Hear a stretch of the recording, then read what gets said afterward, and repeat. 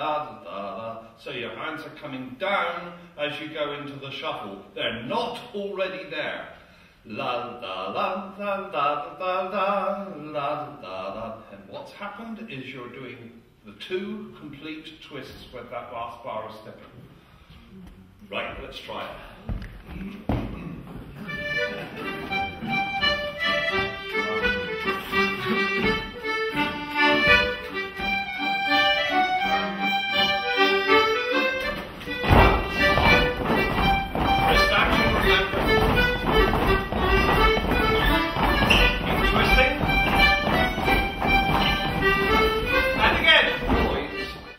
Exaggerated arse wobble, which goes sort of from there over to there, which is fine if you can do the stepping without the arse wobble, but so many people can't, I'm afraid. What I'm looking at here is closer to the field town hop back, except that the feet do stay on the ground. 1, 2. The toe is dragging the ground the whole time, and then follow that with step together. 1 and 2 and step together. Let's just try that whole sequence in Jigs in Bledington. When you do, make them full, make them quite vigorous. You can afford to move your legs, make it a bigger, exaggerated movement with the leg, and a low twist like so. 1, 2, 3, 4. And notice that what's happening with the leg is you're getting a full movement behind and forward. 1, 2, 3, 4. Just try it on your own time. And it is not too dissimilar. The hand movement is different, but there are what I believe Alan also calls both short and long side step. The long side step is effectively a short side step followed by 1 bar of ordinary 4-step stepping facing front. It's not quite the same, of course. The short side step is a 1, 2, 3 hop, whereas in the long side step it's a 1, 2, 3, 4. So my right foot is still in the air waiting to dance. And that is effectively the only difference. A 1, 2, 3 hop, 1, 2, 3 hop. Notice the other foot tucking up behind with a noticeable bend on the knee. Or the long version is a 1, 2, 3, 4, 5, 6, 7 hop. That last bar is dance facing front. Try it without hands for the moment.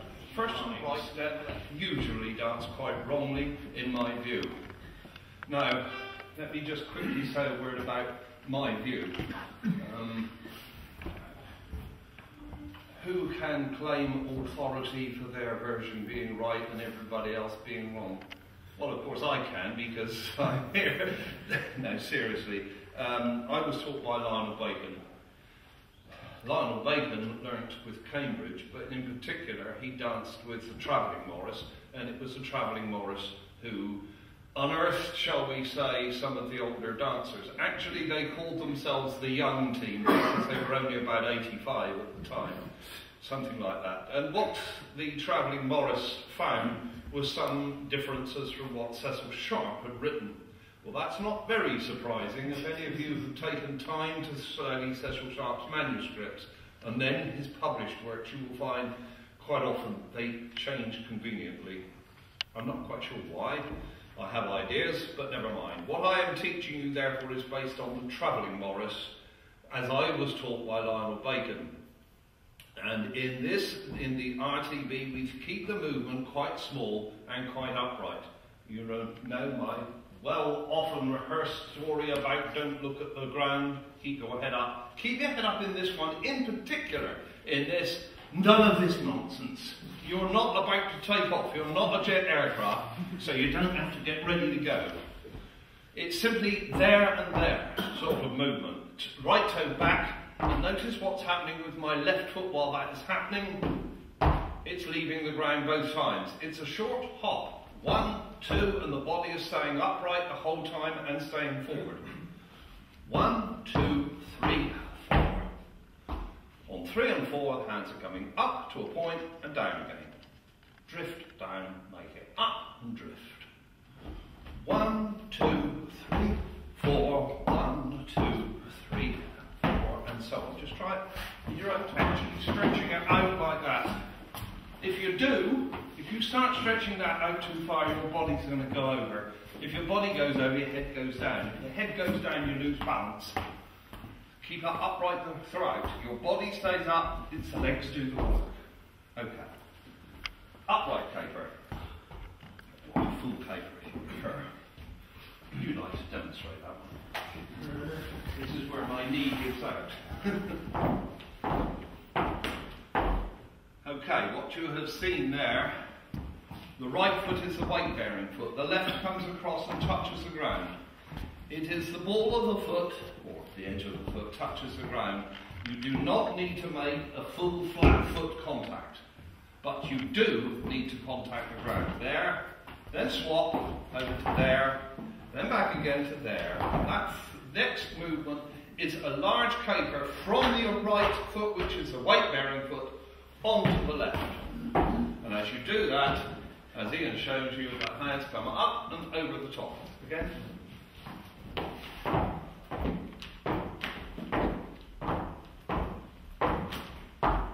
Okay, you do one jig. I'll wait until we get to that jig, which will be the second one in probably, in order to cover the hockle back. But the last one I should cover is the hook leg. Alan spent a little time this morning in Fieldtown on the galley. Similar, but not quite the same. There is no galley in Bledington. And the other oft-repeated bit, which I've got to say now, because you'll hear it more than once, is there are no faint steps in Bledington. Fieldtown is littered with the bloody things, but there is not a single one in Bledington. Do you all know what a faint step is? Oh, bloody fine. Well, I have to ask you this, because the squire of my own club thinks that a fudge, shall we say, is a faint step. It is not. A fudge is a deliberate movement.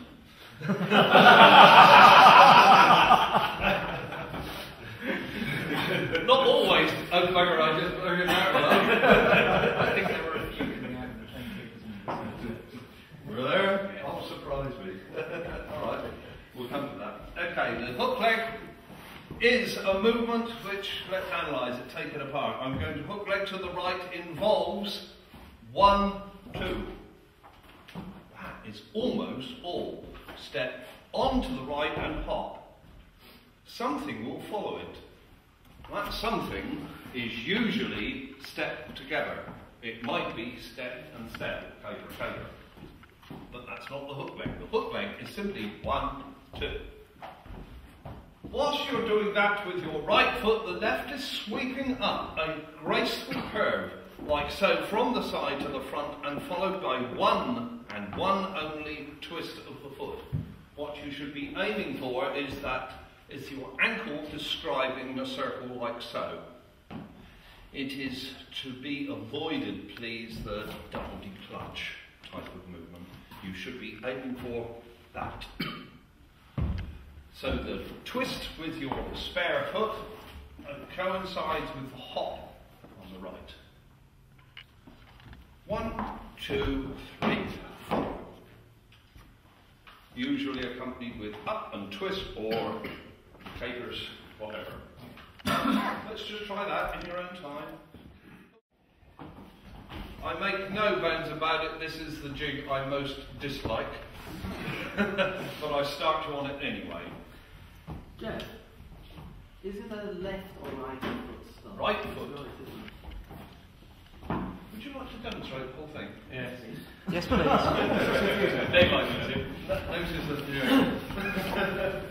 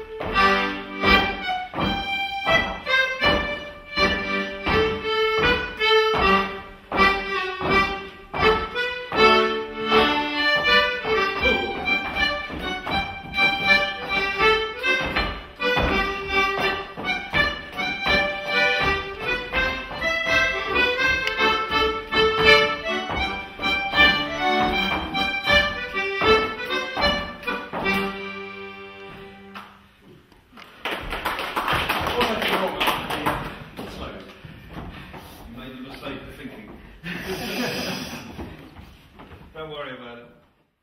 Ian and John, was that right? And the answer was yes, which is always nice to know that you and your musician are agreeing on something. Oh, quick word, Bledington should not be raced.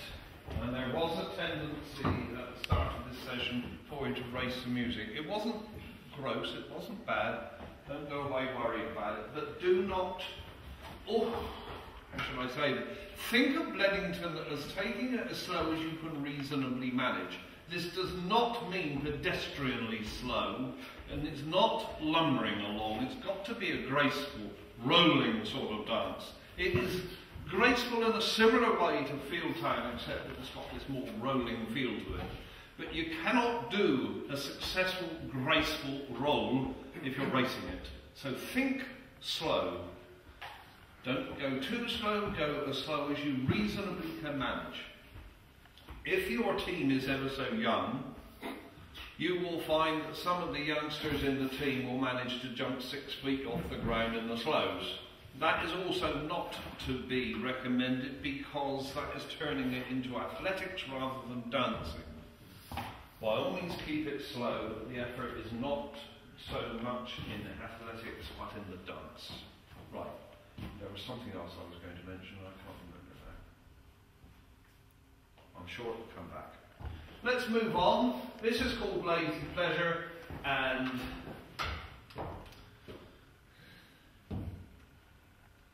no, never mind. It involves the hockleback. The hockleback is a movement which you have seen in other traditions. This is the only dance in Bledington in which the hockleback occurs, and it involves turning the right foot behind the left and left behind the right, etc., etc. There are two ways of doing it. Say, for example, I'm starting on this middle point. I might go back like so until I get all the way back here to the outside of the circle and then go forward. Or the circle could magically become a lot smaller and do it on the spot. In this particular case, I'm going to ask you to move. Not too far. I'm not going to ask you to go all the way back here. But say, for example, halfway in the whole place. I'll show you. Okay, just over halfway. That is fine. I want you to move a little. The alternative is do it on the spot, which is always good practice to make sure you don't fall off the tabletop that you're practicing on. However, in this particular case, you're going to move back because it will be followed by a big, strong movement forward. Etc.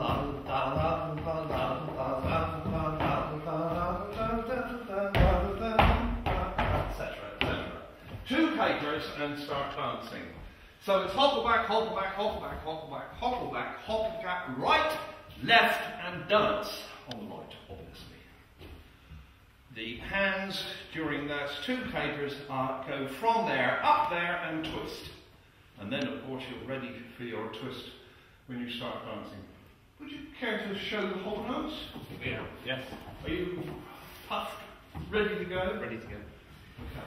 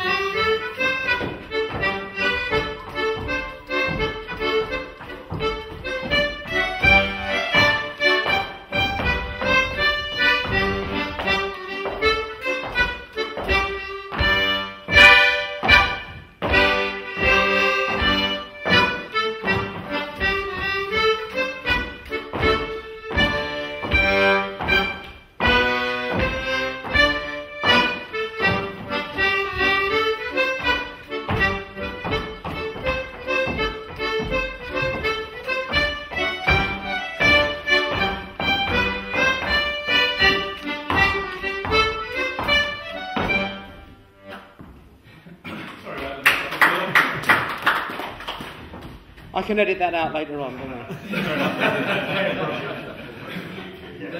Yes, that little mess up came just as I was thinking, this is something I've got to tell you. And then you the music is repeating, therefore you repeat. So instead of doing, for example, in the foot art 6 bars of stepping shuffles, in this one you do only 2 bars of stepping shuffles and then repeating. Okay, or your turn. Do you want to practice anything with those hopples or just go straight into it? Straight in. I take it that means we're doing that you must turn to 360 degrees at the end. Some of us would fall over if we tried to do it. Ian doesn't, well done. But it's all part of embellishing the dance without changing it in order to make it attractive to your public. We're going to move on once you've had a short rest, and we'll go on to Jockey to the Fair. There is another dance, by the way, exactly the same as you've just done. In fact, let's take a short interlude while you get your breath back. The alternative tune is Balance a Straw. Right? Just listen to the music and think what you're doing.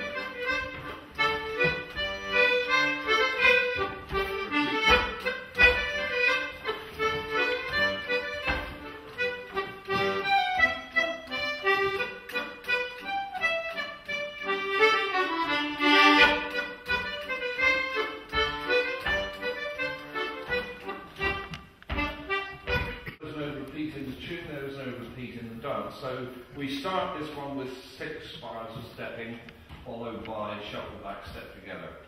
You then get long side step, followed by short side step, followed by lots of foreign capers. When you come to the slows, because there's no repeat in the music, there's no repeat in the dance, so it's 4 lots of slows, 2 bars of stepping, shuffles, and basically that's it. Now, the interesting bit is the side steps. If you read Lionel Bacon's Handbook of Morris Dances, you will see that I believe he lists foreign capers as being 8, followed by 2 plain capers. For the astute amongst you, you will be wondering how, with the number of notes you're given, do you dance 8 foreign capers and 2 plain capers? Let's hear the music. The B music in particular, Jockey to the Fair.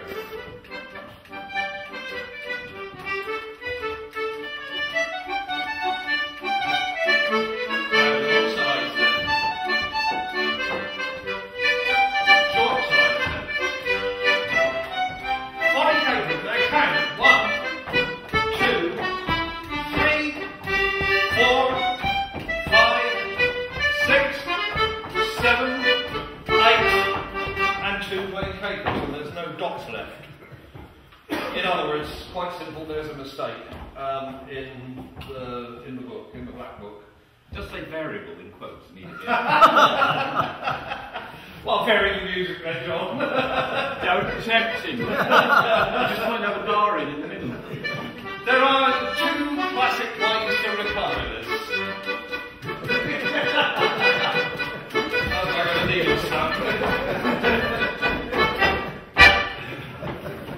Alright, there are 3 classic ways of it. The 2 ways to recover from this are, instead of doing 8, do 6 followed by 4 plain capers, or the slightly odd one is do 7 and 2 plain capers. For those of you who have been here in Bert Cleaver's time of teaching, he will know that he teaches 6 forays followed by 4 plain capers. I teach 7 and 2. And there is no greater authority than cos. And that's what you're going to do today, 7 and 2. But if when you go away from here and you dance in your own club, you choose to do 6 and 4, or 4 and 8, I don't care. Should we show them?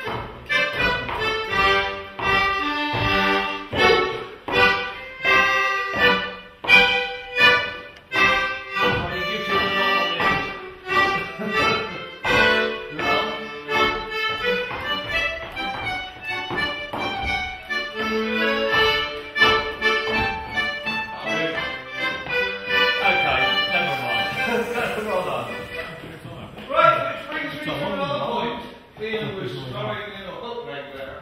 I have always been really quite flexible on how you end a phrase of the dance. You will sometimes see it notated as, for example, shuffles, step together. Other times you might choose to put plain capers in. In fact, in the previous dance, my notation say shuffle and step together, but when I was shouting it for you, I shouted plain capers. Why? Because it seemed natural at the time. And I don't think there's any reason to be particularly fixated about it. You don't have to have shuffles if something else fits for you. Remember, usually it's a solo jig. What you do is you and your public. So long as your musician understands, we're generally okay. So it was perfectly acceptable to put a hook leg in at that point. If you can manage it. It was a 360-degree one, which is not the easiest in the book. Okay, have you got the measure of that dance? Yes. Do it. Can you just show it again? Without the